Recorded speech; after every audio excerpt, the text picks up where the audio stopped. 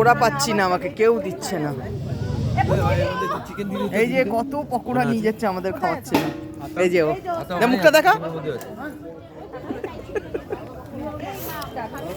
এ আমরা কেন পকোড়া থেকে বাদ যাচ্ছি বল? না, গরম পকোড়া ভাজা হচ্ছে তোমাদের জন্য।